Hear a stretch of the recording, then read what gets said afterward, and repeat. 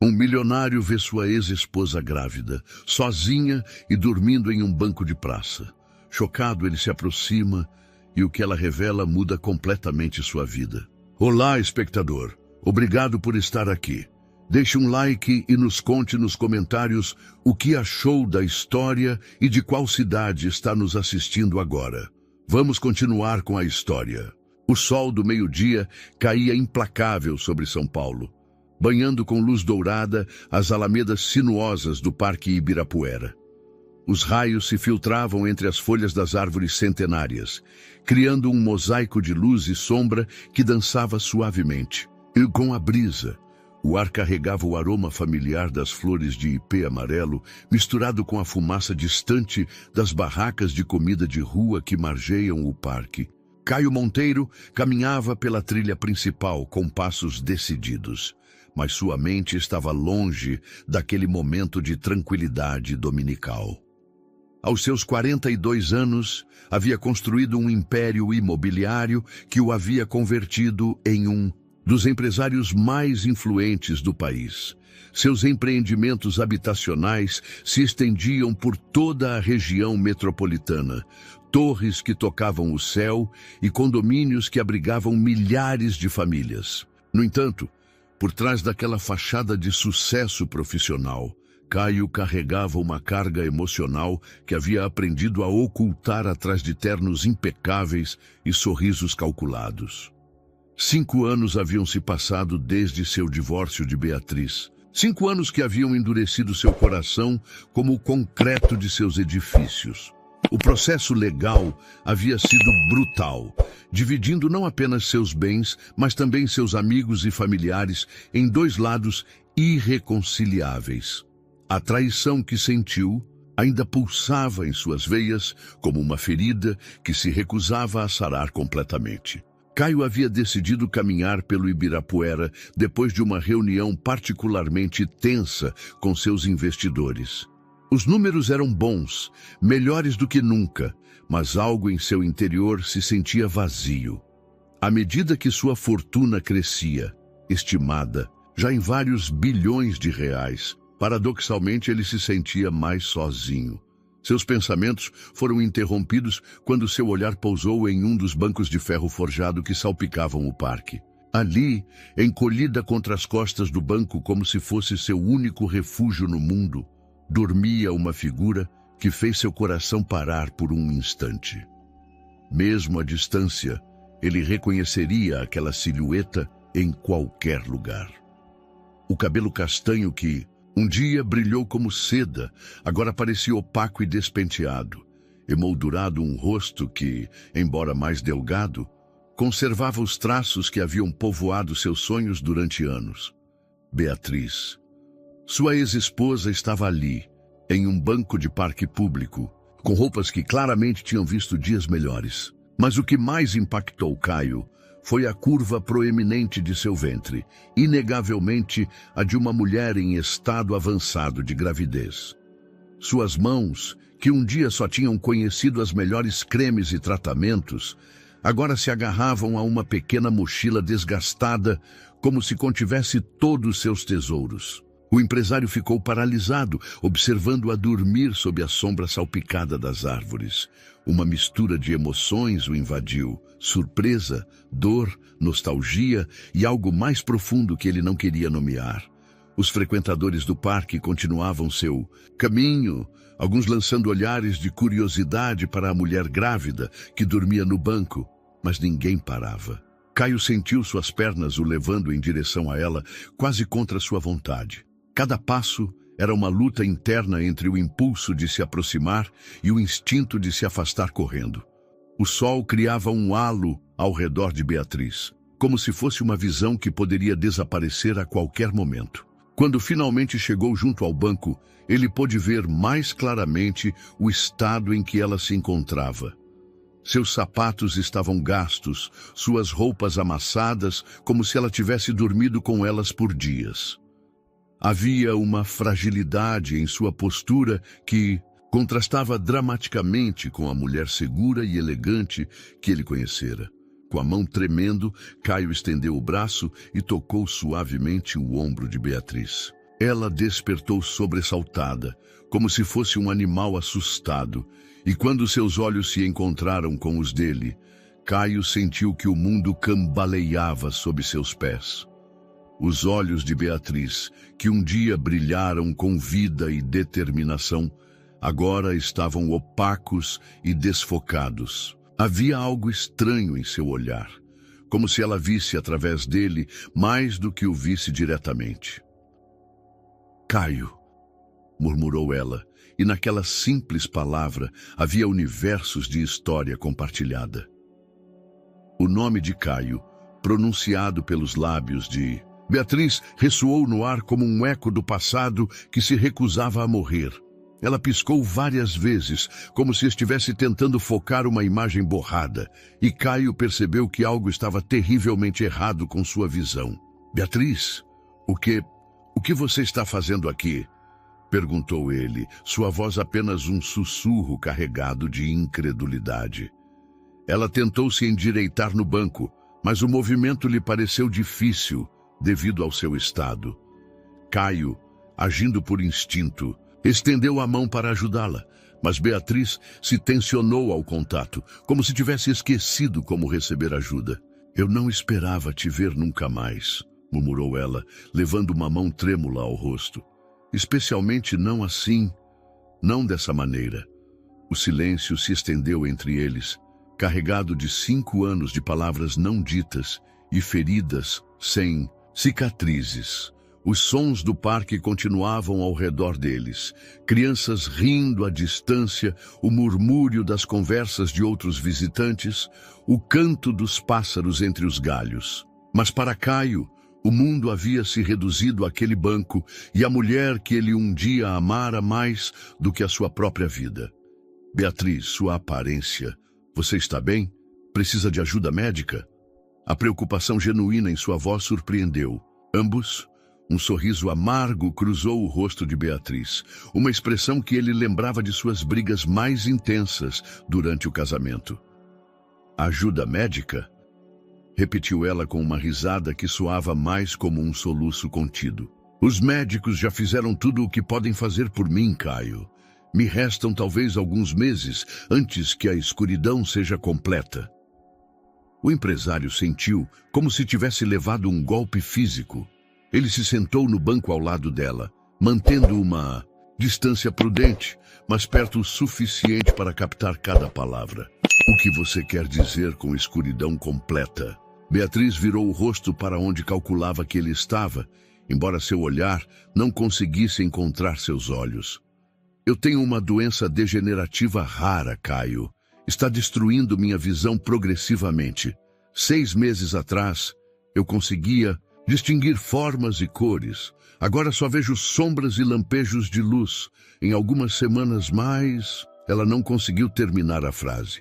Caio observou como as lágrimas começaram a escorrer por suas bochechas e sentiu uma opressão no peito que não havia experimentado em anos. Mas o bebê, apontou ele, olhando para seu ventre proeminente.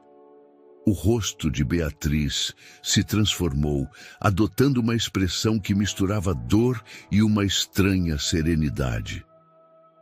O bebê pode ser seu, Caio. As palavras caíram como pedras em um lago tranquilo, criando ondas de choque que se expandiram por todo o ser de Caio. Por um momento, ele acreditou que tinha escutado errado. Meu? Mas como é possível? Faz 5 anos que... Você se lembra da inauguração do shopping Iguatemi? 7 meses atrás. Caio se lembrava. Tinha sido um de seus projetos mais ambiciosos, e a celebração tinha sido grandiosa. Ele também se lembrava que Beatriz havia aparecido inesperadamente na festa, elegante como sempre, mas com uma tristeza nos olhos que ele havia escolhido ignorar. Eles tinham terminado conversando na sacada do penthouse, compartilhando lembranças, e, eventualmente, uma noite que ambos haviam decidido esquecer ao amanhecer. Foi só uma noite, murmurou ele, mais para si mesmo do que para ela. Uma noite que mudou tudo, confirmou Beatriz. Quando descobri que estava grávida, também começaram os sintomas da doença. Os médicos dizem que não há relação, mas para mim foi como se o universo estivesse me dando com uma mão e tirando com a outra. Caio passou as mãos pelo cabelo, tentando processar toda a informação. Sua mente, acostumada a analisar dados financeiros e tomar decisões rápidas nos negócios, se sentia completamente sobrecarregada. Onde você tem estado morando? Onde está sua família? A expressão de Beatriz endureceu levemente. Minha família está na Bahia, cuidando da minha mãe que teve um AVC meses atrás. Eles não sabem nada da minha situação porque não quero ser mais um peso para eles. Quanto a onde eu tenho estado morando, fez uma pausa dolorosa. Perdi meu apartamento 3 semanas atrás. Perdeu seu apartamento? Mas seu trabalho na empresa de consultoria? Eu investi minhas economias em uma empresa de biotecnologia, que prometia encontrar tratamentos para doenças como a minha, explicou com a voz quebrada. A empresa se mostrou um golpe. Perdi tudo. Minhas economias, meu apartamento, minha segurança. E quando a pessoa com quem eu morava soube da minha doença, decidiu que não podia lidar com a situação. Caio sentiu uma raiva crescente contra aquele homem desconhecido que havia abandonado Beatriz em seu momento mais vulnerável. Você tem estado dormindo no parque? Só nas últimas noites, admitiu ela. Antes eu tinha algumas amigas que me deram abrigo temporário, mas não posso abusar de sua hospitalidade indefinidamente, especialmente no meu estado. O sol havia começado a declinar e as sombras se alongavam sobre o parque. Caio olhou para a mulher sentada ao lado dele, orgulhosa mesmo em sua vulnerabilidade, forte apesar de sua fragilidade aparente. A mesma mulher que ele havia amado e odiado com igual intensidade. O silêncio se estendeu entre eles como um cobertor invisível, pesado com o peso das revelações. Caio observou o perfil de Beatriz recortado contra a luz dourada do pôr do sol e, por um momento, os anos se desvaneceram. Ele voltou a ver a mulher da qual se apaixonara profundamente antes que as mentiras e as traições envenenassem seu casamento. Você não pode continuar dormindo na rua, disse ele finalmente, sua voz mais firme do que ele se sentia por dentro, especialmente não em sua condição. Beatriz virou o rosto para ele, embora seu olhar não conseguisse encontrar seus olhos. Eu não vim aqui procurando sua pena, Caio, nem sua caridade. Não é pena, replicou ele, surpreendido pela veemência de sua própria resposta. É responsabilidade. Se esse bebê é meu, se é seu, interrompeu ela, com um sorriso triste. Eu entendo seu ceticismo. Depois de tudo o que aconteceu entre nós, é natural que você duvide. Caio se levantou do banco e começou a caminhar em pequenos círculos na frente dela, um hábito que ele mantinha desde seus dias de faculdade, quando precisava pensar. Sua mente de empresário começou a analisar a situação de todos os ângulos possíveis. Quando foi a última vez que você comeu algo decente? Perguntou ele de repente. A pergunta pegou Beatriz de surpresa. Ela levou uma mão inconscientemente ao estômago. Ontem, acho, uma senhora da barraca de pastel me deu um pouco de comida. A raiva que Caio sentia pelo homem que a havia abandonado agora se multiplicou por 10. Sem pensar 2 vezes, ele se aproximou dela e estendeu a mão. Vamos, eu levo você para comer alguma coisa. Caio, eu não posso aceitar. Não é um pedido, Beatriz. É uma ordem médica não oficial. Você está grávida, possivelmente do meu filho, e não comeu em mais de 24 horas. Eu não vou permitir que isso continue. Houve algo no tom de sua voz, uma autoridade misturada com preocupação genuína, que fez Beatriz não discutir mais. Ela pegou sua mão tremulamente e se levantou do banco com alguma dificuldade. Caio a guiou cuidadosamente pelas trilhas do parque, em direção à saída. Ele notou como ela memorizava cada passo, cada curva, adaptando-se à sua visão limitada com uma determinação que o impressionou. Ao chegar ao seu carro, um BMW preto último modelo, Beatriz parou. "Você ainda dirige o mesmo tipo de carro?" perguntou ela com um sorriso nostálgico. "Alguns hábitos nunca mudam", admitiu ele, abrindo a porta do passageiro para ela. O restaurante que ele escolheu era discreto, mas elegante, um de seus lugares favoritos em Pinheiros. Enquanto Beatriz comia com uma mistura de fome contida e dignidade que lhe partia o coração, Caio a observou em silêncio. Apesar de sua situação, ela mantinha aquela graça natural que sempre o havia cativado. "Por que você não me contatou antes?" perguntou ele quando ela terminou o prato principal. "Quando descobriu a gravidez, quando começaram os problemas financeiros." Beatriz deixou o garfo no prato e suspirou profundamente.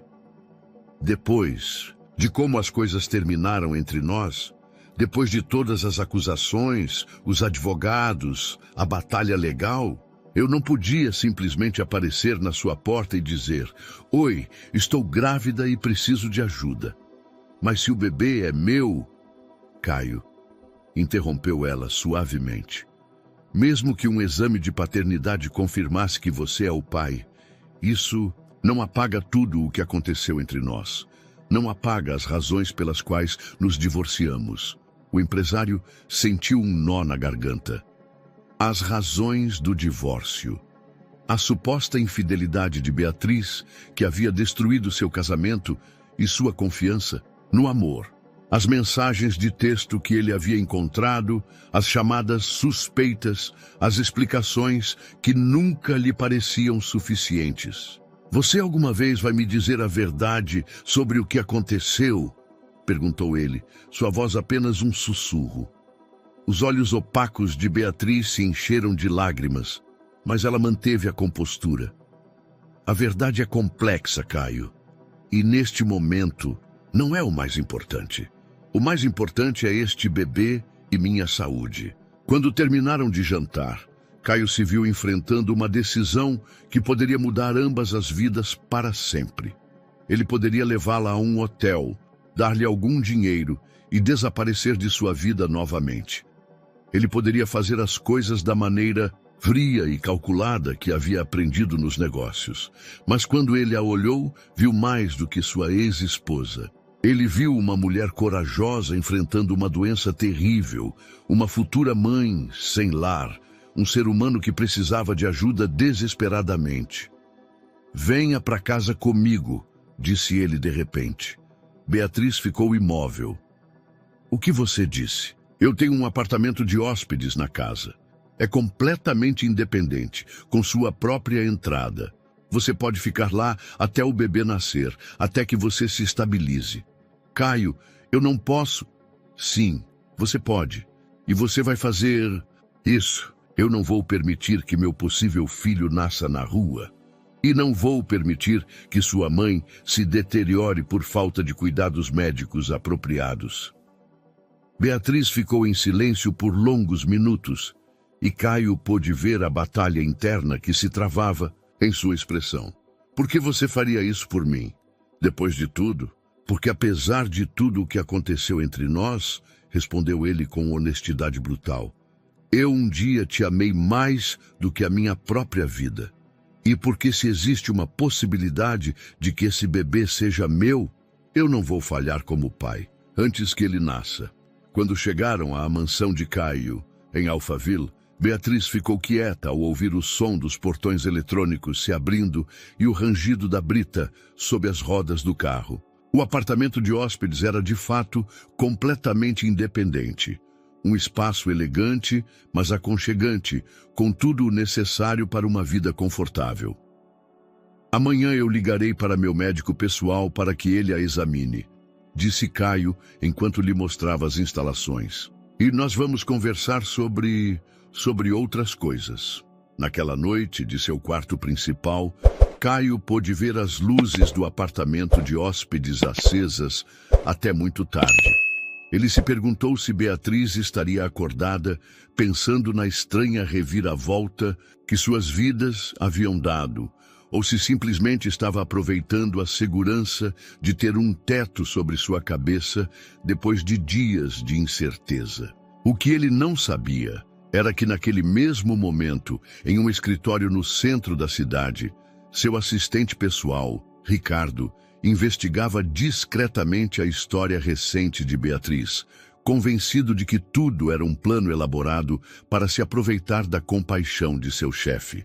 Os primeiros raios de sol se filtravam pelas persianas do apartamento de hóspedes quando Caio acordou com o som de passos cuidadosos no jardim. De sua janela, ele pôde observar Beatriz caminhando lentamente pela trilha de pedra, estendendo as mãos para tocar as plantas e se orientar em seu novo ambiente. Era seu 5º dia na casa e Caio havia sido testemunha de uma transformação notável. A mulher desesperada que ele havia encontrado no parque estava se tornando gradualmente alguém que, apesar de suas limitações, irradiava uma força interior surpreendente. Beatriz havia desenvolvido um sistema para navegar pelos espaços. Contava seus passos, memorizava a localização dos móveis e criava pontos de referência auditivos e táteis. O que mais impressionava Caio era sua recusa em ser tratada como uma inválida. Ela insistia em preparar suas próprias refeições, lavar suas roupas e manter seu espaço limpo. "Bom dia!" cumprimentou ele, se aproximando pela trilha. "Bom dia, Caio!" respondeu ela, se virando para o som de sua voz. "Você sempre acorda tão cedo ou é só para vigiar sua hóspede problemática?" Havia um toque de humor em sua voz que ele lembrava de seus dias felizes juntos, antes que tudo se complicasse. "Você não é problemática", replicou ele. "E sim, eu sempre fui madrugador. Os negócios não esperam." Caminharam juntos em direção à casa principal, onde Caio havia estabelecido a rotina de tomar café da manhã juntos. Era um momento estranhamente doméstico que o fazia sentir nostálgico e ansioso ao mesmo tempo. "O Dr. Almeida virá esta tarde para examiná-la", informou ele enquanto servia café. "É o melhor ginecologista da cidade." "Agradeço sua preocupação, mas não é necessário que você gaste tanto dinheiro em..." "Beatriz", interrompeu ele suavemente. "Deixe-me fazer isso. É importante para mim saber que tanto você quanto o bebê estão bem." Ela assentiu em silêncio, levando a xícara aos lábios com movimentos precisos. Caio observou fascinado como ela havia desenvolvido essas pequenas adaptações que lhe permitiam manter sua dignidade e independência. O som do telefone interrompeu o momento. Era Ricardo, seu assistente, com a agenda do dia.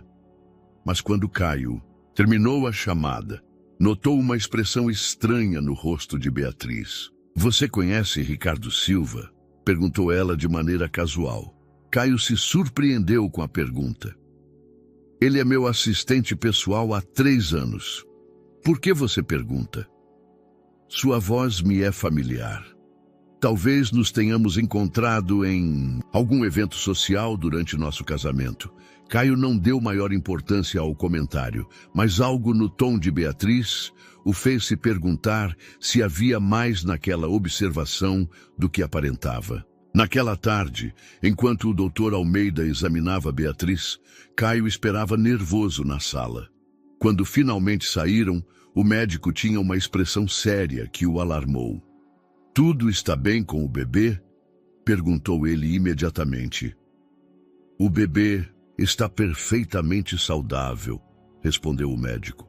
"Mas eu tenho algumas preocupações sobre o diagnóstico da senhora Beatriz. Os sintomas que ela descreve não coincidem completamente com uma doença degenerativa típica. Eu gostaria de fazer alguns exames adicionais." Beatriz, que havia permanecido calada durante a conversa, interveio. "Doutor, o especialista que me diagnosticou foi muito claro. A doença é irreversível e progressiva." Poderia me dar o nome daquele especialista? Eu gostaria de revisar seus estudos, pediu o Dr. Almeida. Caio notou que Beatriz se tensionou levemente. Dr. Pereira, na Clínica Oftalmológica Paulista. O Dr. Almeida franziu a testa. Dr. Pereira? Esse nome não me é familiar, e eu conheço a maioria dos especialistas em doenças oculares da cidade. Depois que o médico foi embora, prometendo investigar o caso mais a fundo, Caio encontrou Beatriz sentada no jardim, mais silenciosa do que o usual. Você está preocupada com o que o doutor disse? Perguntou ele, sentando-se ao lado dela no banco de ferro forjado. Sempre existe a esperança de que os médicos se enganem, respondeu ela, mas havia algo em sua voz que não soava completamente convincente. Naquela noite, Caio não conseguiu dormir.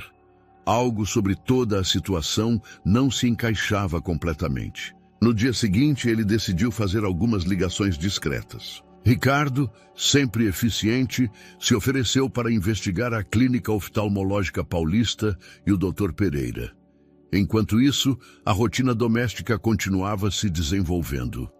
Caio descobriu que Beatriz tinha uma memória excepcional para detalhes. Ela se lembrava de conversas completas, a localização exata de objetos, depois de tocá-los apenas uma vez, e mostrava um conhecimento surpreendente sobre temas diversos. Uma tarde, enquanto ele revisava alguns documentos financeiros na varanda, Beatriz se aproximou carregando uma bandeja com chá. Você ainda está tendo problemas com as licenças de construção para o projeto do Morumbi? Perguntou ela casualmente. Caio ficou imóvel. O projeto do Morumbi era confidencial e os problemas com as licenças haviam surgido apenas na semana anterior. Como você sabe sobre o projeto do Morumbi? Beatriz ficou em silêncio por um momento longo demais. Eu devo ter te escutado mencioná-lo em uma ligação telefônica. Mas Caio tinha certeza de que nunca havia falado sobre aquele projeto específico enquanto ela estava presente. Sua mente empresarial, treinada para detectar inconsistências, começou a processar essa informação, junto com outras pequenas observações que ele havia estado ignorando. Naquela noite, quando Ricardo lhe entregou seu relatório preliminar sobre a Clínica Oftalmológica Paulista, suas suspeitas se confirmaram parcialmente. Chefe, a clínica existe, mas o Dr. Pereira renunciou abruptamente há 2 meses. Segundo minhas fontes, ele estava sendo investigado por práticas médicas questionáveis. Caio sentiu que o chão se movia sob seus pés. Que tipo de jogo? Beatriz estava jogando? Ela era realmente cega, ou tudo era parte de um plano mais elaborado? Mas quando ele a viu naquela noite, caminhando cuidadosamente pelo jardim, contando passos e se orientando por sons, tocando as plantas para se localizar, toda sua desconfiança se desvanecia. A vulnerabilidade em seus movimentos parecia real, demais para ser encenada. No entanto, as perguntas se acumulavam em sua mente como nuvens de tempestade. E no fundo, uma parte dele não podia evitar se perguntar se, mais uma vez, Beatriz o estava enganando de uma maneira que ele não conseguia compreender completamente. A tensão entre a compaixão que ele sentia por ela e as dúvidas que cresciam em sua mente começaram a criar uma fratura em seu interior, uma divisão entre o coração que queria protegê-la e a mente que lhe gritava para ser cauteloso. Ricardo, por sua vez, continuava sua investigação, convencido de que algo não batia naquela história toda. Mas o que ele ainda não sabia era que sua própria conexão com o caso era muito mais profunda do que ele havia admitido a seu chefe. A chuva batia suavemente contra as janelas do escritório de Caio, no 40º andar do edifício Itália, criando um ritmo hipnótico que contrastava com a turbulência de seus pensamentos. Haviam-se passado 2 semanas desde que Beatriz se instalara em sua casa, e cada dia trazia novas perguntas que ele não sabia como responder. Ricardo entrou no escritório com uma pasta grossa sob o braço e uma expressão que Caio havia aprendido a reconhecer ao longo de seus anos de trabalho conjunto. Ele havia encontrado algo importante. "Chefe, precisa ver isso", disse Ricardo, colocando a pasta sobre a mesa de mogno. Caio abriu a pasta e se deparou com fotografias, documentos médicos e relatórios financeiros. A primeira imagem o deixou sem fôlego. Era Beatriz, mas não a mulher vulnerável que ele havia encontrado. No parque, aquela Beatriz usava um traje executivo impecável. Apertava a mão de homens em trajes caros e seus olhos brilhavam com a inteligência e determinação que ele lembrava de seu casamento. "Quando essas fotografias foram tiradas?", perguntou, ele examinando cada detalhe. "Há 4 meses, chefe, na sede da Empreendimentos Alfa, uma das empresas concorrentes mais importantes do seu setor." Caio sentiu que o ar se espessava ao seu redor. A Empreendimentos Alfa havia estado envolvida em várias licitações contra sua empresa recentemente e haviam demonstrado um conhecimento incomumente detalhado de suas estratégias de negócios. O que ela fazia lá? Segundo minhas fontes, ela trabalhava como analista financeira sênior. Ela se especializava em avaliação de projetos imobiliários e tinha acesso a informações sensíveis sobre as operações de vários concorrentes importantes. Ricardo fez uma pausa significativa. Incluindo as suas, o empresário se recostou em sua cadeira de couro, processando a informação. A imagem de Beatriz como uma mulher desamparada começava a se dissolver, substituída pela de uma profissional de sucesso com acesso a segredos comerciais valiosos. "Quando ela deixou de trabalhar lá?" "Exatamente 3 semanas antes de você a encontrar no parque. Ela renunciou abruptamente, segundo o Departamento de Recursos Humanos." Caio estudou as fotografias mais atentamente. Em todas elas, Beatriz parecia saudável, segura de si, e definitivamente não mostrava sinais de problemas de visão. Seus olhos estavam focados, alertas, completamente funcionais. "Ricardo, o que mais você descobriu sobre o Dr. Pereira?" Seu assistente virou a página na pasta, revelando um prontuário médico oficial. "O Dr. Pereira foi demitido da Clínica Oftalmológica Paulista por prescrever medicamentos desnecessários a pacientes, falsificar diagnósticos para justificar tratamentos caros e manter vínculos financeiros com empresas farmacêuticas sem declará-los. Curiosamente, 2 dias antes de sua demissão, ele recebeu um pagamento de R$50 mil de uma conta offshore vinculada a Empreendimentos Alfa. O quebra-cabeça começava a tomar forma na mente de Caio, mas as peças criavam uma imagem que ele não queria aceitar. "Você está sugerindo que Beatriz e este médico estiveram envolvidos em algum tipo de fraude?" "Chefe, considere os fatos. Beatriz trabalhava para sua principal concorrente. Tinha acesso a informações privilegiadas sobre seus negócios. O médico que a diagnosticou se mostrou corrupto e recebeu pagamentos da mesma empresa. E, de repente, ela aparece em sua vida grávida, aparentemente cega e precisando de sua ajuda." Caio se levantou e caminhou até a janela, observando a cidade que se estendia sob a chuva. A parte lógica de sua mente reconhecia que Ricardo estava certo em suas suspeitas, mas havia algo que não se encaixava completamente naquela teoria. Se tudo isso é um plano elaborado, qual seria o objetivo final? Murmurou ele mais para si mesmo do que para Ricardo. Acesso direto a você, à sua casa, às suas conversas privadas, a seus documentos. Imagine o valor da informação que ela poderia obter vivendo sob seu teto. Naquela tarde, Caio voltou para casa com uma mistura de determinação e apreensão. Ele encontrou Beatriz na cozinha, preparando o jantar com movimentos precisos, mas claramente adaptados à sua suposta cegueira. Ele a observou por vários minutos sem se anunciar, procurando qualquer sinal de que ela pudesse estar fingindo. "Eu sei que você está aí, Caio", disse ela sem se virar. "Eu posso sentir seu perfume e ouvir sua respiração." "Está tudo bem? Você parece tenso." Sua capacidade de detectar sua presença sem vê-lo era impressionante, mas Caio já não sabia mais em quem confiar em suas próprias percepções. "Beatriz, precisamos conversar." Ela se limpou as mãos no avental e se dirigiu a ele com aquela cautela característica que havia desenvolvido. "Sobre o quê?" "Sobre seu trabalho na Empreendimentos Alfa." A mudança na expressão de Beatriz foi sutil, mas perceptível. Seus ombros se tensionaram levemente e houve uma pausa longa demais antes de responder. "Como você soube?" "Por que você não me disse que trabalhava para uma das minhas empresas concorrentes?"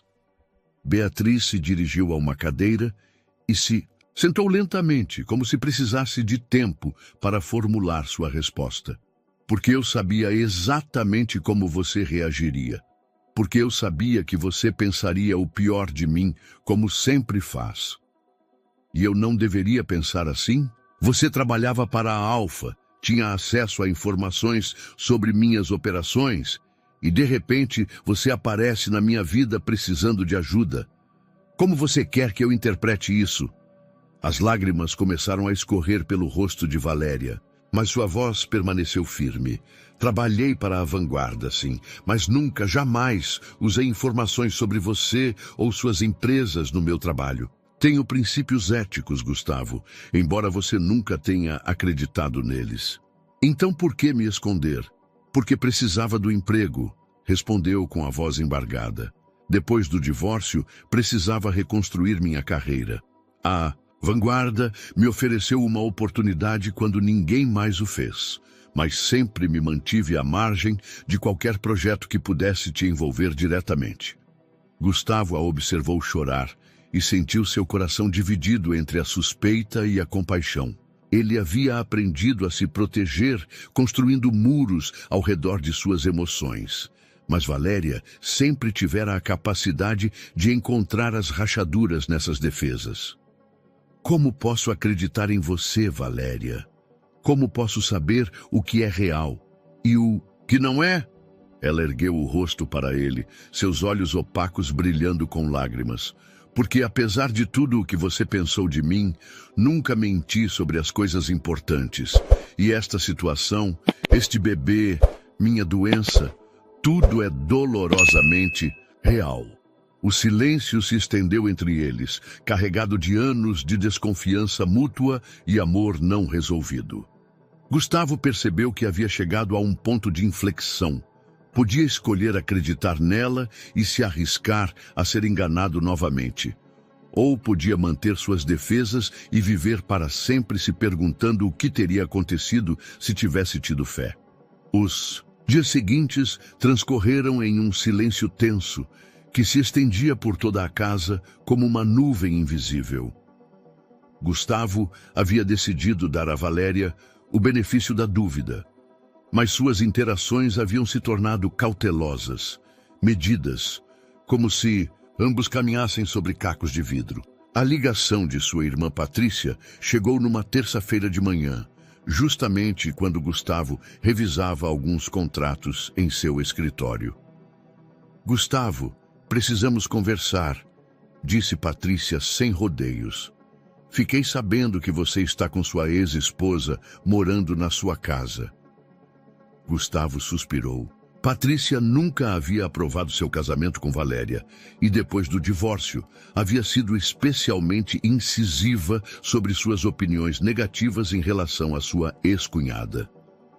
"As notícias viajam rápido nessa cidade", respondeu ele, recostando-se em sua cadeira. "Você está louco? Depois de tudo o que ela te fez passar, você a convida para morar com você? A situação é complicada, Patrícia. Ela está grávida e... E daí? Acha que isso justifica ela te manipular de novo?" Gustavo, aquela mulher te destruiu, te roubou anos de vida, te fez duvidar do seu próprio julgamento. Gustavo ficou em silêncio. Era verdade que o divórcio havia sido devastador, mas também sabia que Patrícia nunca havia tentado ver o lado positivo de Valéria, nem mesmo durante os anos felizes de seu casamento. "Estou indo aí", anunciou Patrícia. "Preciso conversar com você cara a cara." Antes que Gustavo pudesse protestar, sua irmã havia desligado. 1 hora depois, Patrícia chegou à casa com a determinação de um furacão de categoria 5. Gustavo a interceptou na entrada, esperando minimizar qualquer confronto direto com Valéria. "Onde ela está?" perguntou Patrícia, seus olhos escuros brilhando com uma mistura de curiosidade e hostilidade. "Patrícia, por favor, mantenha a calma. A situação já é suficientemente complicada." Sua irmã a ignorou e se dirigiu ao jardim, onde havia visto Valéria sentada sob a sombra de uma ipê roxo, lendo um livro em braille. "Olha só", disse Patrícia, aproximando-se com passos decididos. "A grande Valéria Morales, agora, fazendo o papel da mulher indefesa." Valéria ergueu a cabeça ao som da voz, um sorriso triste cruzando seu rosto. "Oi, Patrícia. Eu estava me perguntando quando você viria me visitar." "Não é uma visita social", replicou Patrícia, cruzando os braços. "Vim me certificar de que meu irmão não comete o mesmo erro 2 vezes." Gustavo se aproximou, pronto para intervir, mas Valéria fez um sinal sutil para que ele esperasse. "Entendo sua preocupação", disse Valéria com voz calma. "Afinal, sou a mulher que, segundo você, arruinou a vida do seu irmão." "Exatamente. E agora você volta convenientemente quando precisa de ajuda, grávida e com uma história trágica perfeitamente arquitetada para despertar a compaixão dele." Valéria levantou-se lentamente, sua mão apoiando-se no braço da cadeira para manter o equilíbrio. "Patrícia, eu posso entender que você me odeie. Posso entender que você ache que sou manipuladora. Mas há algo que talvez você não saiba sobre os últimos meses do meu casamento com seu irmão." "Ah, sim. E o que seria isso?" Valéria respirou fundo antes de continuar. "Eu sabia sobre os problemas financeiros que a construtora Montero estava tendo. Sabia sobre as irregularidades em alguns contratos que poderiam ter arruinado a reputação dele. E, em vez de usar isso contra ele durante o divórcio, como qualquer esposa vingativa teria feito, eu fiquei em silêncio." Patrícia franziu a testa, claramente não esperando aquela revelação. "Do que você está falando?" "Pergunta para seu irmão sobre o projeto do Rodoanel Norte. Pergunta sobre os subornos que alguns de seus empreiteiros estavam pagando sem o conhecimento dele. Pergunta quem descobriu todas essas informações e quem se certificou de que chegassem às autoridades competentes anonimamente." Gustavo ficou imóvel. O escândalo do projeto Rodoanel Norte havia ocorrido logo após seu divórcio. Vários empreiteiros haviam sido presos por corrupção, mas ele havia saído completamente ileso, porque alguém havia fornecido provas que demonstravam que as atividades ilegais haviam ocorrido sem seu conhecimento. "Nunca soube quem enviou essas informações para o Ministério Público", murmurou ele. Valéria se virou para onde calculava que Gustavo estava. "Eu passei meses investigando, coletando provas, me certificando de que seu nome ficasse completamente limpo. Eu fiz isso porque, apesar dos nossos problemas conjugais, não ia permitir que você fosse destruído pelas ações dos outros." O silêncio que se seguiu foi absoluto. Patrícia olhou de seu irmão para Valéria, processando. Essa nova informação, que não se encaixava na narrativa que havia construído em sua mente. "Por que nunca me contou nada disso?" perguntou Gustavo, sua voz apenas um sussurro. porque naquela época estávamos no meio de um divórcio amargo e eu sabia que você não acreditaria em mim. Você teria pensado que era outra tentativa de manipulação. Patrícia, pela primeira vez desde sua chegada, ficou sem palavras. A mulher em frente a ela não era a vilã que ela havia imaginado, mas alguém muito mais complexa e possivelmente muito mais nobre do que ela havia querido admitir. 4 dias depois do confronto com Patrícia, a rotina matutina de Gustavo foi interrompida por um grito que lhe gelou o sangue. Eram apenas 6 horas da manhã quando o som agudo rompeu a tranquilidade do amanhecer, seguido por um baque seco que o fez saltar da cama. Correu descalço para o quarto de hóspedes, seu coração batendo forte contra suas costelas. Encontrou a porta aberta e Valéria no chão do banheiro, encolhida em posição fetal, com o rosto contraído de dor. "Valéria, o que aconteceu?" perguntou, ajoelhando-se ao lado dela. "Eu caí. Tentei chegar ao banheiro e... Ai, meu Deus, algo não está bem", sussurrou ela, levando as mãos à barriga. "O bebê... Gustavo, acho que algo está acontecendo com o bebê." Sem perder tempo, Gustavo a levantou nos braços, percebendo imediatamente que ela estava com febre. Sua pele estava quente e úmida, e ela tremia incontrolavelmente. A levou para o carro e dirigiu-se ao hospital Albert Einstein, a uma velocidade que beirava o imprudente, falando ao telefone para alertar o Dr. Henrique. No hospital, enquanto os médicos examinavam Valéria, Gustavo caminhava pelo corredor como um leão enjaulado. Patrícia havia chegado após receber sua ligação e, pela primeira vez desde seu confronto dias atrás, sua hostilidade em relação a Valéria havia sido substituída por uma preocupação genuína. "Como ela está?" perguntou quando o Dr. Henrique saiu. "O bebê está bem, felizmente, mas temos um problema mais sério que a queda", respondeu o médico, ajustando os óculos. "Os exames de sangue mostram níveis anormalmente altos de certos medicamentos que não deveriam estar em seu sistema." "Que tipo de medicamentos?"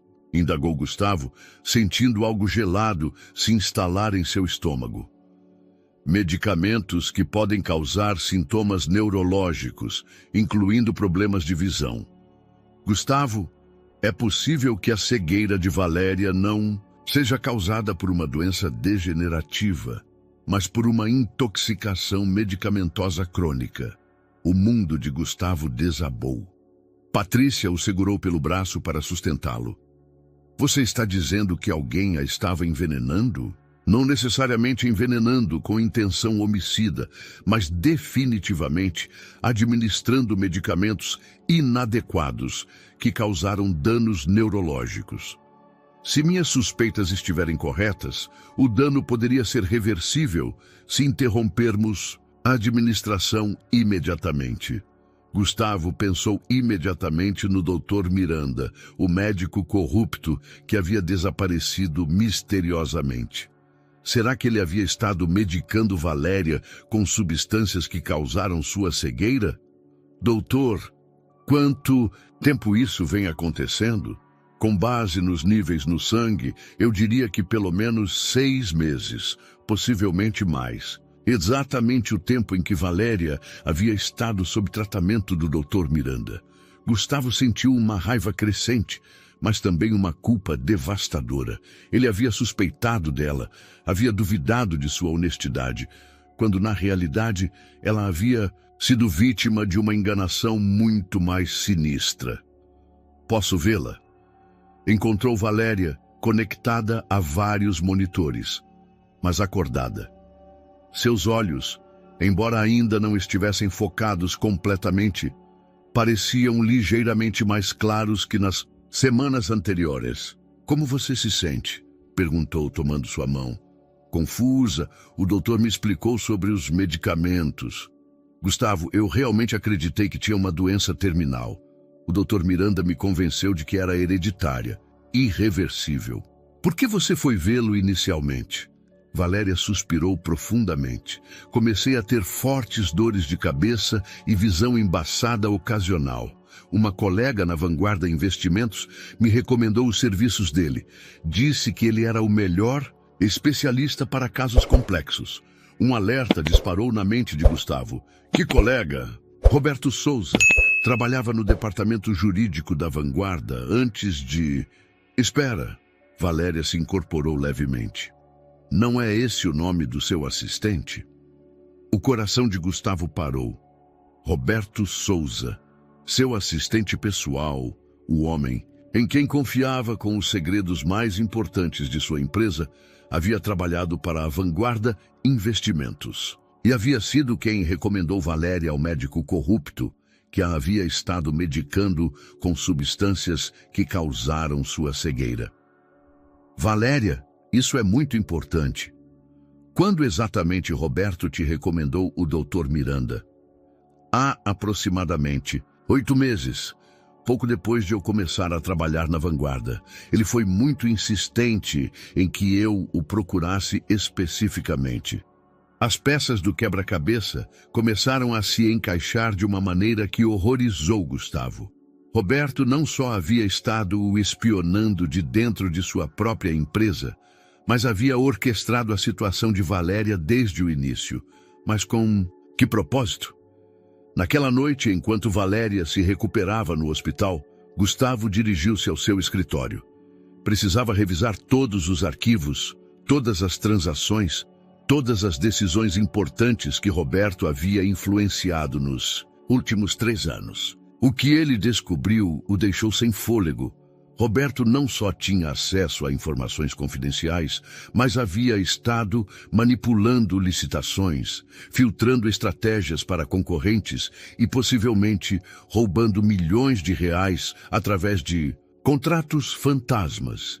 E Valéria, a mulher de quem ele havia suspeitado de traição, havia sido a vítima de um plano muito mais elaborado e sinistro do que ele jamais havia imaginado. A noite no escritório se estendeu até o amanhecer, enquanto Gustavo e uma equipe de auditores forenses examinavam 3 anos de transações financeiras. Os números contavam uma história de traição sistemática que fez seu divórcio parecer uma simples discussão doméstica em comparação. Roberto havia chegado a trabalhar para ele com credenciais impecáveis e referências que agora, após uma investigação mais profunda, se mostraram forjadas. Durante 3 anos, ele havia estado na posição perfeita para sabotar projetos, filtrar informações para concorrentes e desviar fundos através de empresas fantasmas. Quando Roberto chegou ao escritório naquela manhã com sua pontualidade habitual e sorriso profissional, Gustavo o estava esperando na sala de reuniões junto com 2 investigadores particulares e um advogado. "Bom dia, chefe", cumprimentou Roberto, mas sua expressão mudou imediatamente quando ele viu os outros homens. "Há algum problema?" "Sente-se, Roberto", disse Gustavo com voz fria. "Temos muito do que falar." O assistente sentou-se lentamente, seu olhar se movendo nervosamente entre os presentes. "Não sei do que vocês estão falando." Gustavo deslizou uma pasta pela mesa. "Você reconhece esses documentos? São transferências bancárias da Vanguarda Investimentos para contas sob seu controle. Também estão os registros de suas comunicações com o Dr. Eduardo Miranda." Roberto abriu a pasta e Gustavo pôde ver o momento exato em que ele percebeu que havia sido descoberto. Seus ombros se afrouxaram levemente, mas seus olhos se endureceram. "Quanto tempo você trabalha para a Vanguarda?" perguntou Gustavo. "Desde antes de você me conhecer", respondeu Roberto, sua máscara de lealdade finalmente caindo. "Meu trabalho sempre foi me infiltrar em sua empresa e destruí-la de dentro para fora." "E Valéria, que papel ela desempenhava em seu plano?" Roberto soltou uma risada amarga. "Valéria foi uma surpresa. Quando ela começou a trabalhar na Vanguarda, meus superiores pensaram que poderíamos usá-la para obter informações sobre você. Mas ela se recusou rotundamente a fornecer qualquer dado sobre suas operações. mesmo quando lhe ofereceram bônus significativos. Gustavo sentiu uma mistura de alívio e culpa. Valéria havia sido honesta sobre sua recusa em traí-lo. Então você decidiu destruí-la de outra forma. O Dr. Miranda era nosso contato para vários serviços especiais. A ideia era fazer Valéria desenvolver sintomas que a tornassem dependente, desesperada. Pensamos que, se a pressionássemos o suficiente, ela acabaria cooperando. Mas o plano mudou quando ela engravidou. Interveio o investigador. Roberto assentiu. Quando descobrimos que ela havia passado aquela noite com você, vimos uma oportunidade ainda melhor. Uma Valéria grávida, cega e vulnerável, teria acesso direto à sua casa, às suas conversas privadas, aos seus documentos pessoais. Gustavo levantou-se bruscamente, a raiva ameaçando transbordar. Você planejou que ela acabasse morando na minha casa? Não exatamente. Isso foi improviso. Mas quando aconteceu, meus superiores ficaram encantados. Uma operação de espionagem perfeita, com a vítima instalada no coração do seu lar. Exceto que Valéria nunca foi sua espiã, disse Gustavo, sua voz perigosamente baixa. Não, admitiu Roberto. Mesmo cega e desesperada, ela se recusou a traí-lo. Tivemos que nos contentar com as informações que eu podia obter das conversas que eu ouvia quando visitava a casa. O silêncio que se seguiu foi tenso. Gustavo processou o fato de que durante semanas havia suspeitado da mulher que carregava seu filho, enquanto o verdadeiro traidor comia em sua mesa e conhecia cada detalhe de sua vida pessoal e profissional. Por quê? Perguntou finalmente. Por que tanto esforço para me destruir? Roberto recostou-se em sua cadeira, um sorriso cruel cruzando seu rosto. Porque a construtora Montero representa tudo o que há de errado nessa indústria. Empresários privilegiados que constroem impérios enquanto trabalhadores honestos lutam para sobreviver. A vanguarda me ofereceu a oportunidade de nivelar o campo de jogo. E o custo em vidas humanas? Valéria, meu filho ainda não nascido. Danos colaterais, respondeu Roberto friamente. Em uma guerra econômica sempre há vítimas. Gustavo teve que ser contido fisicamente pelos investigadores quando se lançou sobre Roberto. A traição de alguém em quem ele havia confiado tanto se sentia mais pessoal que qualquer golpe que ele tivesse recebido nos negócios. Naquela tarde, enquanto Roberto era escoltado pela polícia, Gustavo dirigiu-se ao hospital. Encontrou Valéria sentada junto à janela e, pela primeira vez desde seu encontro no parque, seus olhos pareciam seguir o movimento das folhas nas árvores. Você consegue me ver? Perguntou ele suavemente.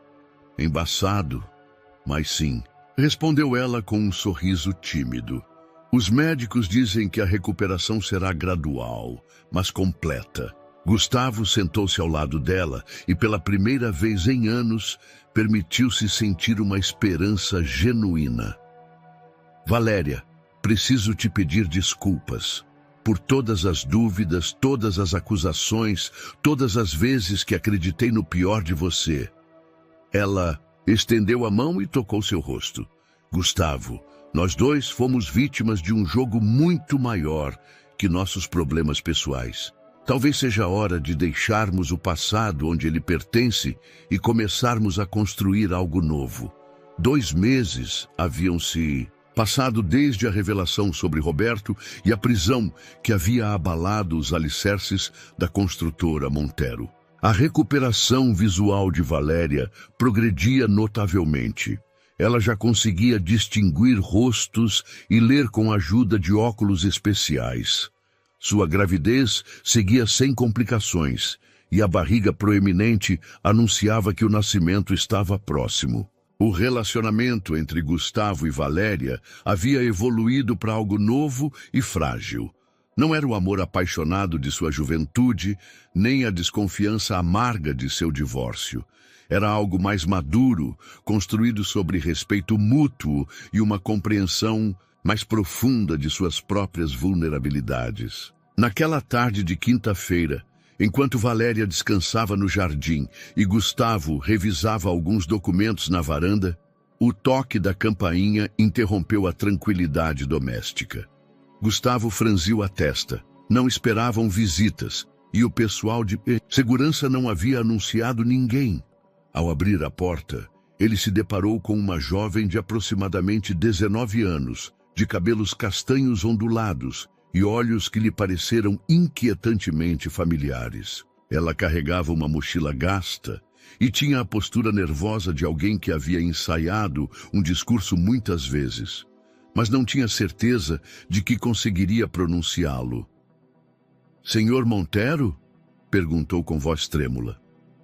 "Sim, sou eu." "Em que posso ajudar?" A jovem respirou fundo, como se reunisse coragem. "Meu nome é Lúcia Pereira. Acho que o senhor é meu pai."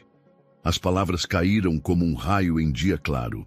Gustavo ficou imóvel, observando o rosto da jovem com uma mistura de choque e reconhecimento crescente.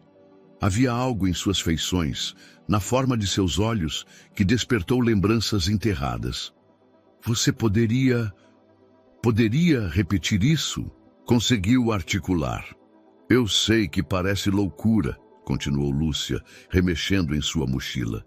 "Mas minha mãe me falou sobre o senhor antes de morrer. Ela me deixou isso." Ela estendeu uma fotografia desgastada, onde Gustavo se reconheceu imediatamente. Era de 20 anos atrás, durante seus dias na faculdade.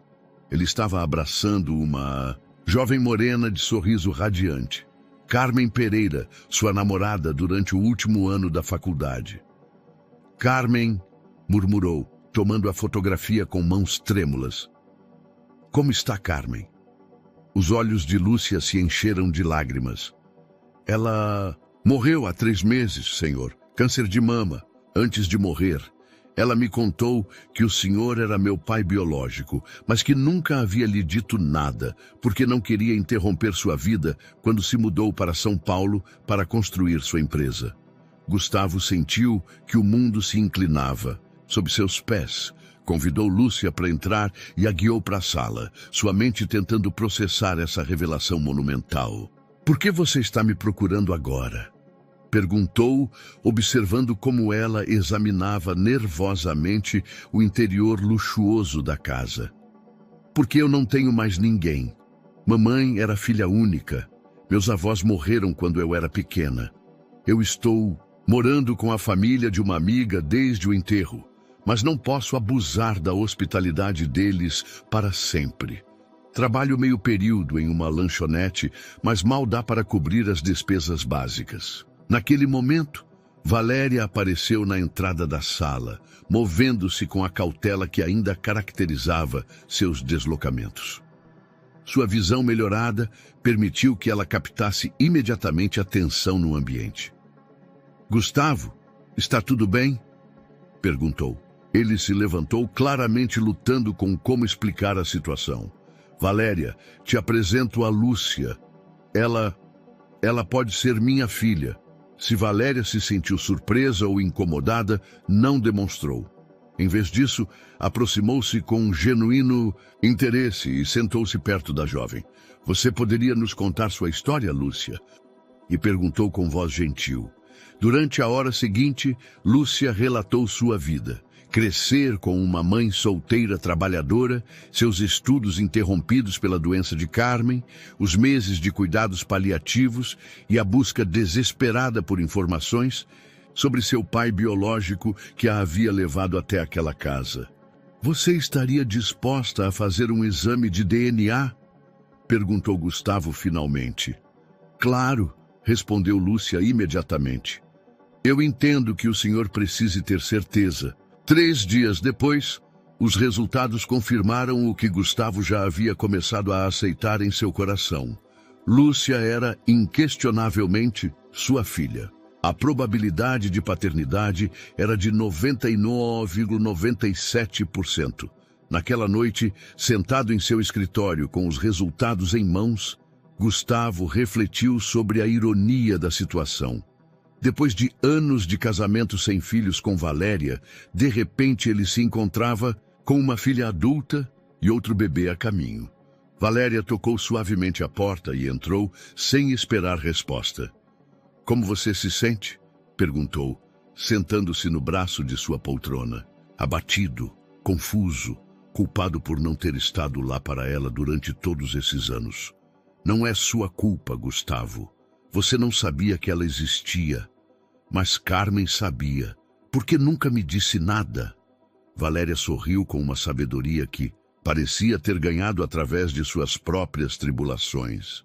Talvez porque ela te conhecia bem o suficiente para saber que você abandonaria tudo para fazer o que é certo, mesmo que não fosse o que você realmente queria naquele momento.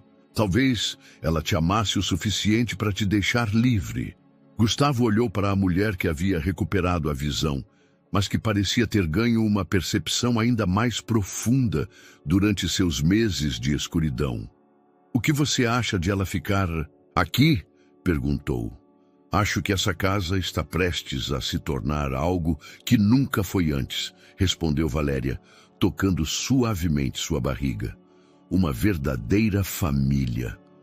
O furacão Patrícia havia se formado no Pacífico com uma velocidade que surpreendeu até mesmo os meteorologistas mais experientes. As autoridades haviam emitido alertas vermelhos para toda a costa oeste do Brasil, e embora São Paulo não estivesse na trajetória direta, as chuvas torrenciais e os ventos huracanados haviam começado a castigar a região metropolitana.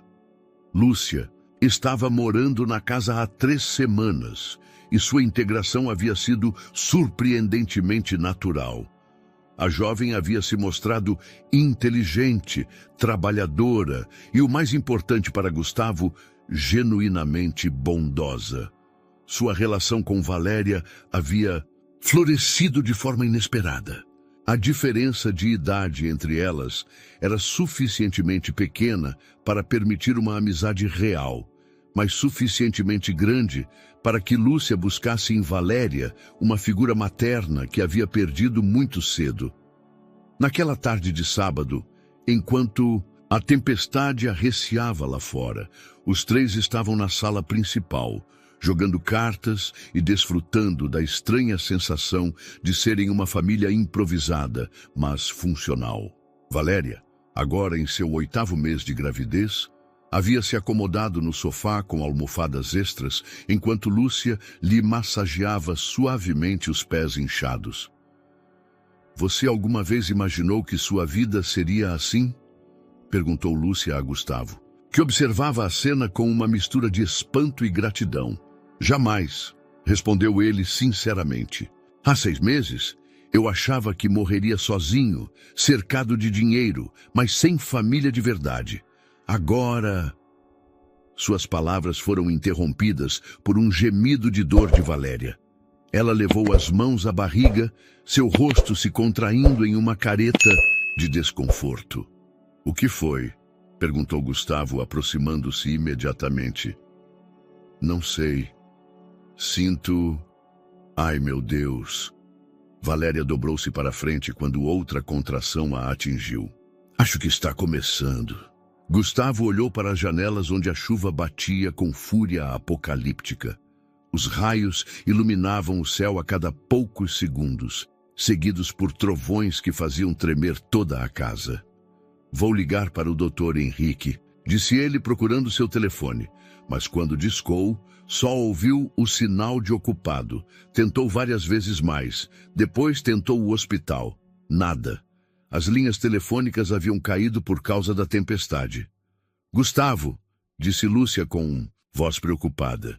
As contrações estão muito próximas. Acho que o bebê vai nascer rápido.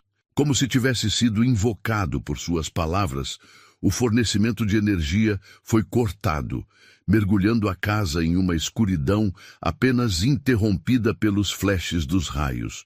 Gustavo acendeu as lanternas de emergência enquanto Valéria gemia com outra contração. Não podemos chegar ao hospital com essa tempestade, disse Gustavo, tentando manter a calma. As estradas devem estar inundadas. Lúcia, mostrando uma maturidade que a superava seus 19 anos, assumiu o controle da situação. Pai, procure toalhas limpas, água fervida se você conseguir e cobertores. Eu fico com a Valéria. A palavra pai, pronunciada tão naturalmente, deu a Gustavo uma força que ele não sabia que possuía. Correu pela casa reunindo suprimentos enquanto Lúcia ajudava Valéria a chegar ao quarto principal. Você já fez isso antes? Perguntou Valéria entre contrações. Não diretamente, mas minha mãe trabalhava como parteira antes de adoecer. Ela me ensinou algumas coisas básicas e tenho o número da minha tia em Curitiba, ela é enfermeira. Se eu conseguir me conectar à internet com o meu celular... Milagrosamente, o sinal de dados móveis funcionava intermitentemente. Lúcia conseguiu se conectar com sua tia, que a guiou por videochamada enquanto as contrações de Valéria se intensificavam. Respira, Valéria, murmurou Gustavo tomando sua mão. Tudo vai ficar bem. Durante as 4 horas seguintes, a casa se transformou em uma sala de parto improvisada. Lúcia seguiu as instruções de sua tia por telefone. Gustavo forneceu apoio emocional constante e Valéria lutou com uma força que os deixou a todos admirados. Quando finalmente o choro do bebê encheu a sala, misturando-se ao som da chuva, que gradualmente começava a diminuir, os 3 adultos ficaram em silêncio absoluto por um momento. É um menino! Anunciou Lúcia com lágrimas nos olhos, colocando cuidadosamente o bebê nos braços de Valéria. Gustavo observou seu filho pela primeira vez. Pequeno, enrugado, perfeito. O bebê tinha o cabelo escuro de Valéria, mas os olhos, quando os abriu brevemente, tinham a forma distintiva dos Montero. Olá, pequeno, sussurrou Valéria, tocando suavemente a bochecha do bebê. Olha que família estranha você tem. Lúcia se aninhou ao lado deles na cama e Gustavo sentou-se na beirada, completando um círculo que parecia ter sido destinado desde sempre. Como vamos chamá-lo? Perguntou Lúcia. Valéria olhou para Gustavo.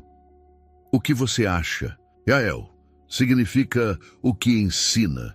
Sinto que esse pequeno nos ensinou muito sobre o que realmente significa ser uma família. Gustavo assentiu, incapaz de falar pela emoção que lhe apertava a garganta.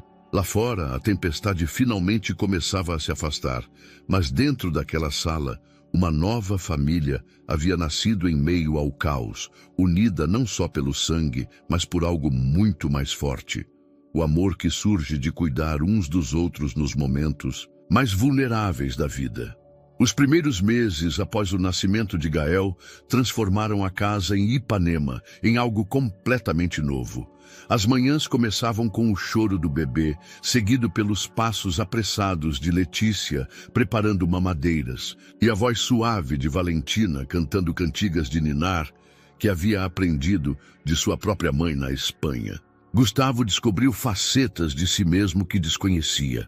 O empresário implacável, que havia construído um império, agora acordava às 3 da madrugada para trocar fraldas e encontrava uma satisfação profunda em embalar seu filho até que ele pegasse no sono. A paternidade tardia havia chegado com uma intensidade que o surpreendia a cada dia. Valentina, com sua visão quase completamente recuperada, havia florescido em seu novo papel materno. Mas Gustavo notava que havia algo mais em seu olhar. Uma inquietação que não tinha a ver com os cuidados do bebê. Uma tarde de abril, enquanto Gael dormia em seu berço e Letícia estudava para seus exames de vestibular, Valentina se aproximou de Gustavo em seu escritório. Preciso conversar com você sobre algo importante, disse ela, sentando-se diante de sua escrivaninha. Gustavo fechou seu laptop e lhe deu toda a sua atenção. Recebi uma ligação da Investimento Sul. Me oferecem o cargo de diretora de análise financeira, com um salário que triplicaria o que eu ganhava antes. Gustavo sentiu uma pontada de algo que não queria identificar como ciúmes ou insegurança. E o que você respondeu? Que pensaria? Mas há algo mais, Gustavo. Não quero voltar ao mundo corporativo tradicional. Estes meses me fizeram refletir sobre o que é realmente importante. Ela se levantou e caminhou até a janela que dava para o jardim, onde passara seus primeiros dias se adaptando à cegueira. Quero criar algo novo, um projeto que combine minha experiência financeira com propósito social. Tenho pesquisado sobre a situação de mães solteiras em situação de vulnerabilidade na cidade. Os olhos de Gustavo se iluminaram com interesse genuíno. O que você tem em mente?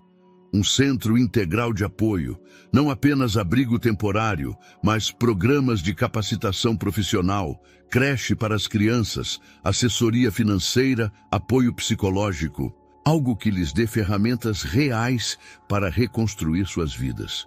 Valentina se virou para ele, seus olhos brilhando com uma paixão que ele não via desde os primeiros anos de seu casamento. Sei que parece ambicioso, mas tenho o conhecimento financeiro para estruturá-lo adequadamente, e você tem a experiência em construção e desenvolvimento de projetos. Poderíamos ser sócios nisso. Gustavo ficou calado por um momento, processando a proposta. Não era apenas um projeto de negócios, era um convite para construir algo juntos, algo que refletisse quem eles se tornaram depois de tudo o que haviam vivido. Você já pensou no financiamento inicial? Tenho algumas ideias, bolsas governamentais, doações privadas e... Fez uma pausa. Estava pensando em usar parte da liquidação do meu divórcio que nunca toquei. Gustavo se surpreendeu. Ele havia assumido que Valentina havia gasto todo aquele dinheiro durante seus problemas financeiros. Você ainda tem o dinheiro do divórcio? A maior parte, sim. Eu o tinha em uma conta de investimento conservadora. Perdi minhas economias pessoais na fraude de biotecnologia, mas nunca toquei nesse dinheiro. Acho que inconscientemente estava guardando para algo especial. Naquela noite, Gustavo não conseguiu dormir. A proposta de Valentina havia despertado algo nele que estivera adormecido por anos. A possibilidade de usar seu sucesso financeiro para algo maior do que acumular riqueza. Na manhã seguinte, ele a encontrou na cozinha preparando o café da manhã enquanto Gael dormia em seu sling. Aceito, disse ele sem rodeios. Valentina se virou, um sorriso lento iluminando seu rosto. Aceita o quê? Ser seu sócio no projeto, mas com uma condição. Não apenas vou participar, vou igualar seu investimento inicial. E quero que seja maior do que você planejou. Durante as semanas seguintes, eles trabalharam juntos desenvolvendo o conceito. Letícia, que havia demonstrado ter um talento natural para a organização, se tornou sua assistente não oficial, pesquisando necessidades específicas da comunidade e ajudando com a logística. Como vamos chamar o projeto? Perguntou. Letícia uma tarde, enquanto revisavam plantas arquitetônicas. Valentina e Gustavo se olharam. Eles haviam estado tão focados nos detalhes técnicos que não haviam pensado no nome. Que tal Casa Esperança? Sugeriu Valentina. Simples, mas significativo, assentiu Gustavo. Gosto. Enquanto trabalhavam no projeto, algo mais começou a florescer entre eles.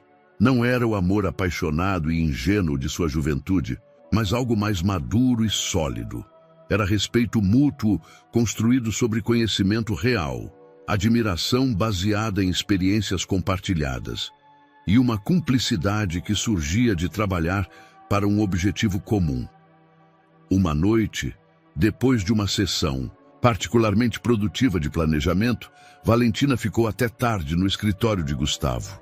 Gael dormia pacificamente em seu berço portátil e Letícia havia subido para seu quarto. Sabe o que é mais estranho de tudo isso? Disse Valentina, fechando seu laptop.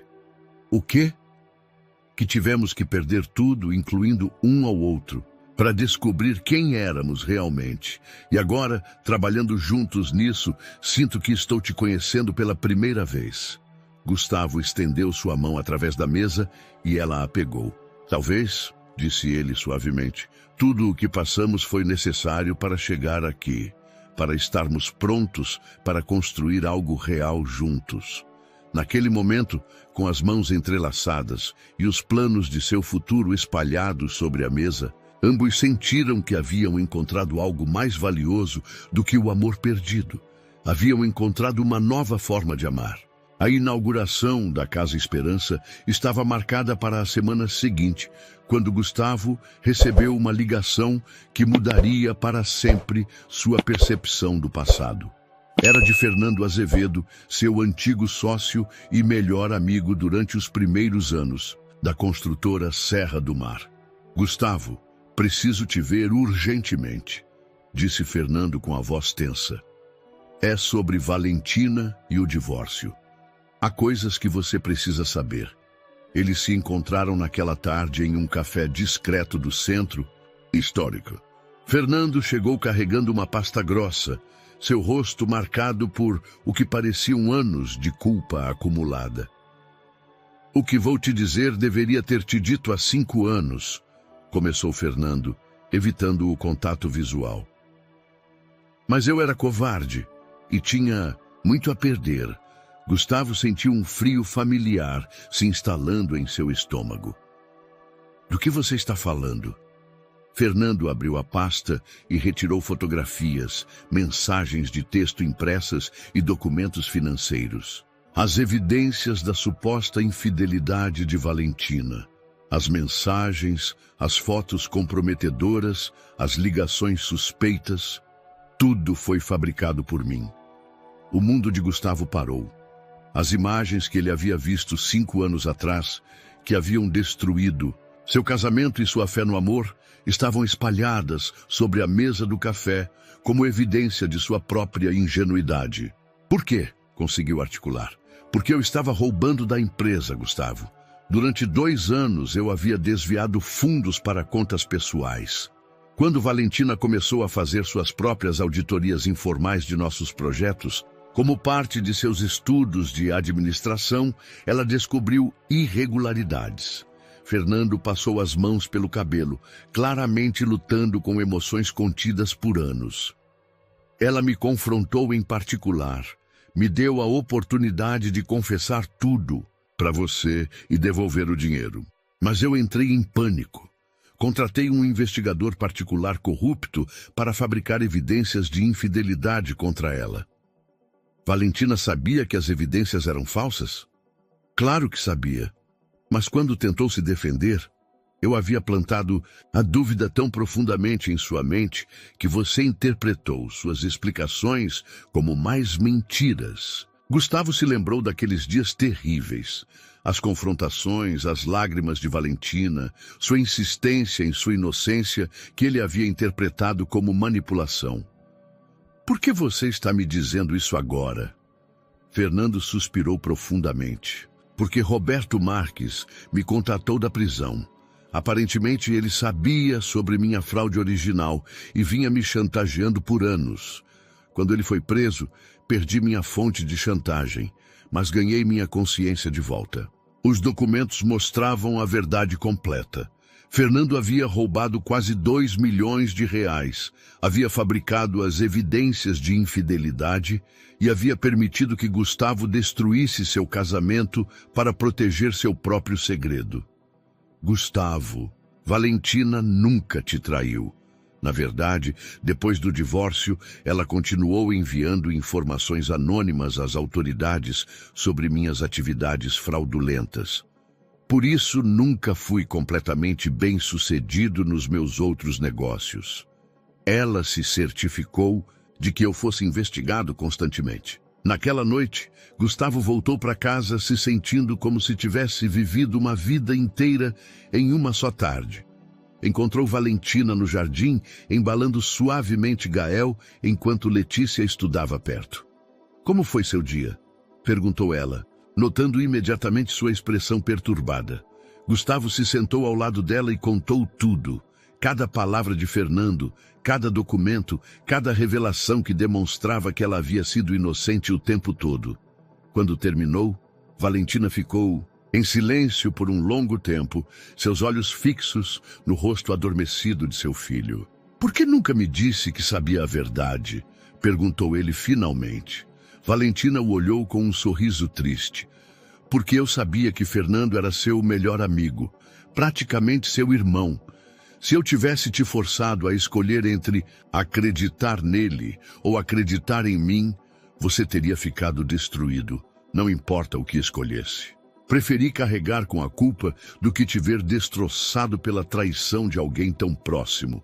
Naquele momento, Gustavo compreendeu completamente a grandeza da mulher que ele havia amado, perdido e reencontrado. Sua capacidade de sacrifício, sua força silenciosa, seu amor incondicional, que havia persistido mesmo através de anos de injustiça. Valentina, disse ele, pegando suas mãos. Você pode me perdoar por não ter confiado em você? Ela sorriu, e naquele sorriso havia anos de dor cicatrizada e esperança renovada. Eu já te perdoei há muito tempo, Gustavo. A pergunta é, você consegue se perdoar? O dia do batismo de Gael amanheceu limpo e luminoso, com aquela qualidade de luz dourada que só o Rio de Janeiro sabia oferecer. A pequena capela de São Conrado se enchera de familiares e amigos, incluindo Patrícia, que havia desenvolvido um respeito genuíno por Valentina depois de conhecer toda a verdade. Gustavo observava a cena com uma mistura de gratidão e assombro. Letícia segurava Gael com a naturalidade de uma irmã mais velha, experiente, enquanto Valentina organizava os últimos detalhes com a elegância serena que sempre a havia caracterizado. Foi então que ele o viu, Arthur Almeida, o homem que havia sido companheiro de Valentina depois do divórcio, o mesmo que a havia abandonado quando descobriu sua doença, estava parado na entrada da capela. Ele vestia um terno caro, estava bronzeado e próspero, e seu olhar buscava claramente Valentina. Gustavo sentiu uma tensão familiar tomando conta de seus músculos, mas se obrigou a manter a calma. Valentina havia notado sua presença e se aproximara discretamente. O que ele está fazendo aqui? Murmurou Gustavo. Não sei, respondeu ela, mas havia algo em sua voz que sugeria que sim. Ela tinha uma ideia. Arthur se aproximou com a confiança de alguém acostumado a conseguir o que queria. Era atraente de uma maneira convencional, bem-sucedido por todos os padrões externos, e claramente havia vindo com uma missão específica. Valentina, disse ele, ignorando completamente Gustavo. Você está radiante. A maternidade lhe cai bem, Arthur, respondeu ela com frieza cortês. O que você está fazendo aqui? Vim falar com você. Tenho pensado muito em nós, nos erros que cometi. Quando soube que sua condição era reversível, percebi que havia reagido por medo. Gustavo observou a interação com uma mistura de curiosidade e irritação crescente. Arthur havia tido o sucesso financeiro que aparentemente havia construído sobre investimentos inteligentes no setor de tecnologia. Quero compensá-la por tudo, Valentina. Posso oferecer uma vida que você merece, viagens, luxo, estabilidade. Você não precisaria se preocupar com projetos sociais ou trabalhar nunca mais. Valentina olhou para Arthur com uma expressão que Gustavo não conseguiu decifrar completamente. E Gael, posso ser um bom pai para ele. Tenho recursos para lhe dar a melhor educação, as melhores oportunidades. Pense nisso, Valentina. Uma vida sem complicações, sem o peso do passado. Naquele momento, Letícia se aproximou com Gael nos braços, claramente tendo ouvido parte da conversa. Está tudo bem? Perguntou ela, olhando para Arthur com desconfiança instintiva. Arthur observou Letícia com curiosidade. E você é? Sou Letícia, respondeu a jovem com um sorriso que não chegou aos seus olhos. A irmã mais velha de Gael. A expressão de Arthur mudou ligeiramente ao processar essa informação. Outra complicação na equação que ele havia vindo resolver. Valentina pegou Gael dos braços de Letícia e olhou diretamente para Arthur. Arthur, agradeço que tenha vindo, mas minha resposta é não. Nem sequer vai pensar? Posso lhe dar tudo o que precisa. Eu já tenho tudo o que preciso, respondeu Valentina, olhando para Gustavo e depois para Letícia. Tenho uma família de verdade, não perfeita, mas real. Tenho um trabalho que me dá propósito, não apenas renda. E tenho amor verdadeiro, não conveniência disfarçada de romance. Gustavo sentiu seu coração se expandir em seu peito. Ele não esperava aquela declaração pública, mas a certeza na voz de Valentina o encheu de uma calidez que não sentia há anos. Arthur insistiu por mais alguns minutos, mas finalmente compreendeu que sua oferta havia sido rejeitada definitivamente. Antes de ir embora, ele se dirigiu a Gustavo. Espero que saiba o quão sortudo você é.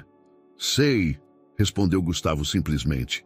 Quando Arthur se foi, a cerimônia do batismo continuou com uma tranquilidade renovada. Mas o incidente havia servido como um lembrete das escolhas que todos haviam feito e das vidas que haviam escolhido construir juntos. Naquela noite, depois que os convidados foram embora, Gustavo encontrou Valentina no jardim, contemplando as estrelas. Você alguma vez se arrepende? Perguntou ele. De não ter escolhido a vida fácil que Arthur te ofereceu. Valentina sorriu e se aproximou dele. Gustavo, a vida fácil nunca me interessou. O que me interessa é uma vida que valha a pena viver. E isso é exatamente o que temos. 1 ano exato havia transcorrido desde aquele encontro fortuito no Parque Ibirapuera.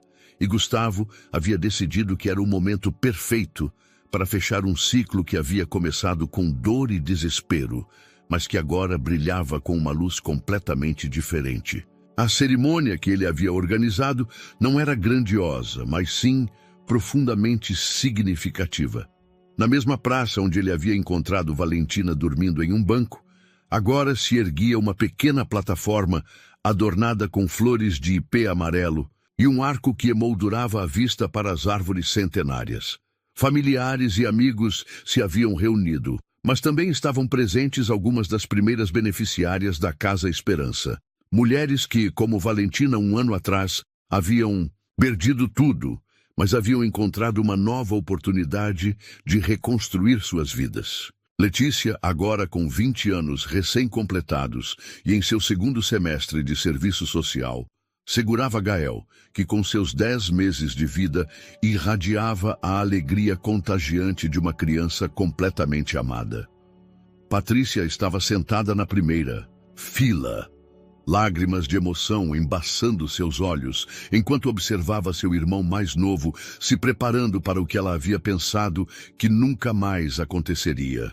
Gustavo se dirigiu ao microfone, seu coração batendo com uma mistura de nervosismo e certeza absoluta. Há exatamente 1 ano, começou ele, sua voz clara e firme. Minha vida mudou para sempre neste mesmo lugar. Não porque encontrei uma mulher que precisava de ajuda, mas porque encontrei a pessoa que me ensinaria o que realmente significava amar sem condições. Seus olhos encontraram os de Valentina, que estava parada ao lado de Letícia, radiante com um vestido simples, mas elegante, da cor dos ipês amarelos. Durante nosso casamento original, eu acreditava que o amor era posse, controle, a capacidade de proteger alguém de toda dor. Mas eu estava completamente enganado.